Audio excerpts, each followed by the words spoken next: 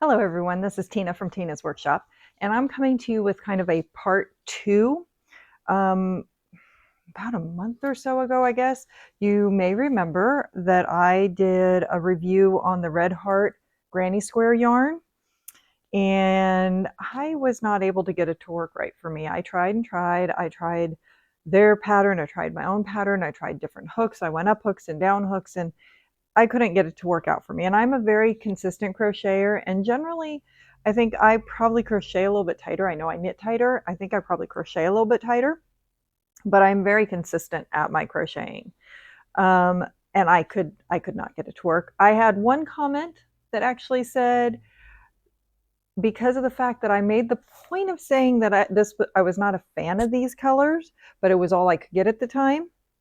And that person told me I probably wasn't able to do it because I didn't like the colors and I was being biased. And that's not true. I'm personally, these are not my colors. It's not something I'm going to wear. It doesn't mean I'm not going to use the colors, especially if I'm doing something for somebody else.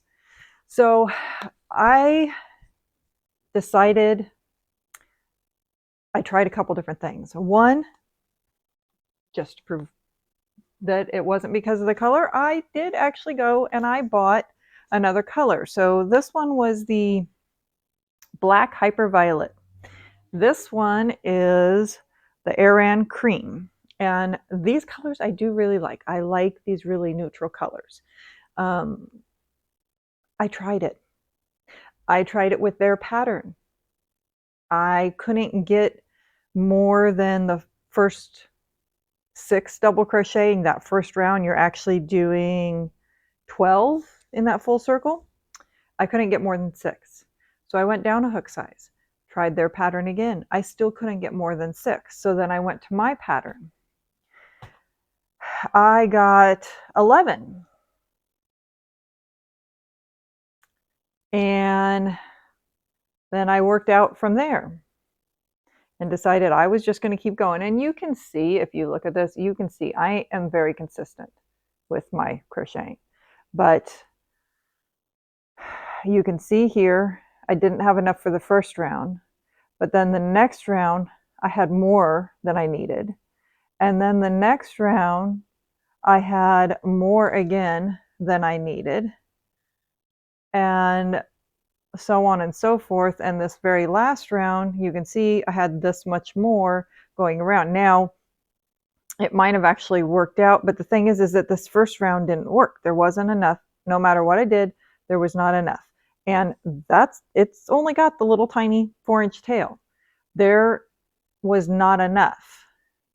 And if I had gone down another hook size, then I probably still would have had even more than I needed on these other ones because there's still more than enough yarn. So to sit there and try and finagle it enough to really get it to work properly, I like these colors. They're very neutral colors. So I could see actually just doing squares like that, or just continuing doing it and letting the color go as it wants to and maybe doing something different. But color or not, I cannot get this to work, and I love granny squares, but I gave it the granny square try. This has not worked for me. But that being said, I wanted to see if I could find a way that this would work. And I have done planned pooling in the past. It has worked beautifully for me. I'm going to insert a picture here so you can see one I had done before. I made a Mobius cowl with it, and the layout of the coloring, it came out perfect. I really like it. But so I thought, okay, you know what? I'm going to try the pan pooling. This has got supposedly those spaces are exact on each color. And that's what you need when you do plan pooling, is to have those exact amounts of color. You work it yourself, see how many stitches you have per color, plug it into the algorithm on the plan pooling website, and then you start playing around with it and adjusting how long your row is going to be, how many, different things. You put that in, you adjust it until the color pattern comes out the way you want it. These are very long stretches of color. So like in the picture I showed you, the one I did, those were shorter stretches. So I actually worked it in a shorter set of rows like this. This one, because of how long each color stretch is, you had to work it very, very long. So I actually have 199 stitches in one row to finally get a color pattern that looked decent at all. And this is what I came up with. And this would look really cool with that color pattern laid out. I mean, it's a really nice color pattern. And then this will tell you here, you plug in and you've got all your colors and how many stitches you have per color. So for me, I was using a size J hook, and I worked 31 stitches in the first color, 58 in the second, 80 in the third, 105 in the fourth, and 122 in the fifth color. Now, a lot of times when you work plan pooling, you will, as you work it, you just kind of automatically count your stitches, because then if, just like with this granny square, if you end up having one stitch too many or one stitch not enough or something, you pull out a couple, you adjust it so that you can get that right number.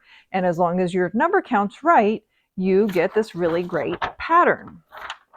The only thing is when you're counting 31 up to 122 stitches each time, it's a lot of stitches you're counting, and I'm sorry, that was too many for me to continuously count, because undoubtedly I'm going to be in the middle of counting and somebody's going to interrupt me and I'm going to lose my stitches and I'm not pulling it back out.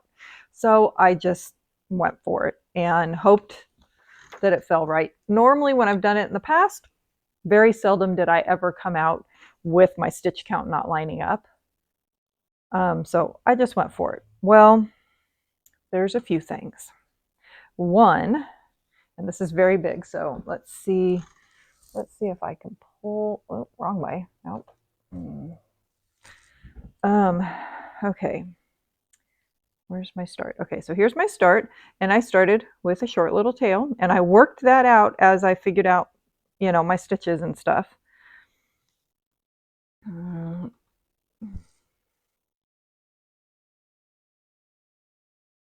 It is very long, but you can see the pattern that's kind of coming out in it, but it's not laying out exactly right. Let's see, there's that end, there's that end. I'll flip it over because the color looks a little different on the other side. So you can see, I mean, it's coming out and it looks kind of cool. It is a little bit, I think I like it better than working the other, the pink there. Look at the pink. You can really see it in the pink right there, how the color is kind of laying out. So I have two skeins, and I was gonna work both skeins, though if I get that much wider, I don't really know what I'm gonna do with it unless I got more to create a blanket, because that's double width is just, So I was thinking I could take it and use it just as a scarf like this, or I could flip-flop it and create the Mobius, which happens to, the colors kind of line up here kind of neat. I mean, not exact, but it's pulls these two colors together and these two that happen to line up. And if I do that, you know, you've got this kind of Mobius. And then you could, you know, twist it and you pull it up around your head and kind of, you know, create that little hood effect or whatever. So I might do that with it. Something else I noticed on this skein, and I know it happens, and I know I hear it happens a lot with Red Heart, but I did get almost to the end and had a knot.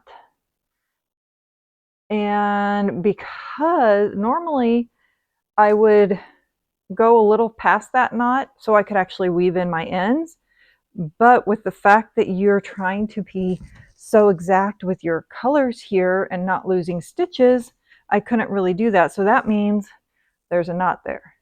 Now, what's better yet is not only is there a knot there but it was that far from the end of the skein. And that's where my skein ended.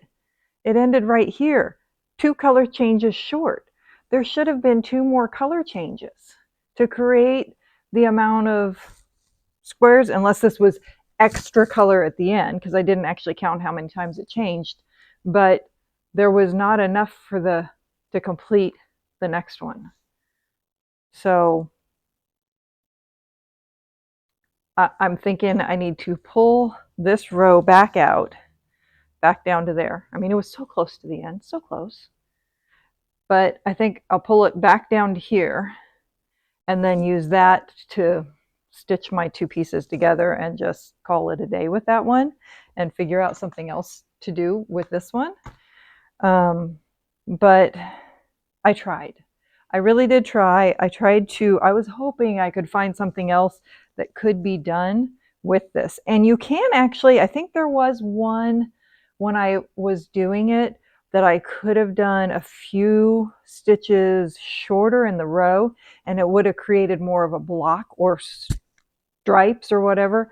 So there's different patterning when you play around with it and you pick the one that you happen to like. I wanted that kind of argyle-y look, which is what I think is so fun about plan pooling, is doing that argyle look. But it wasn't going to come out right. I was hoping, and it didn't.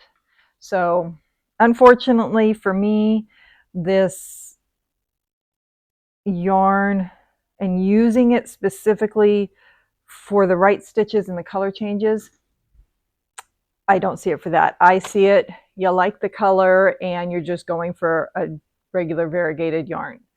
But otherwise, I don't really see trying to specifically get this for that. And like I said, it's a shame. When I bought the first ones, I bought them on their website and had them shipped and everything. So I spent a decent amount for those. They are a little bit cheaper now that you can find them in Joann's, which is where I got the other one. But I just wanted to come back to you guys, show you what else I had tried. I really did try with this yarn.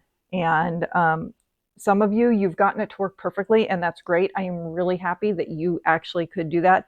And then there's a lot of other people who haven't been able to get it to work either. So I know I'm not alone out there and not getting it to work. And it's not for like lack of my crochet knowledge or anything. I've been crocheting for 40 years now.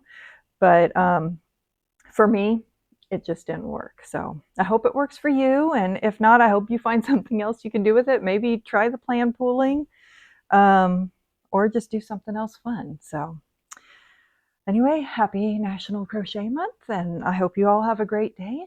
And don't forget to like and subscribe. And we'll see you all again soon. Bye.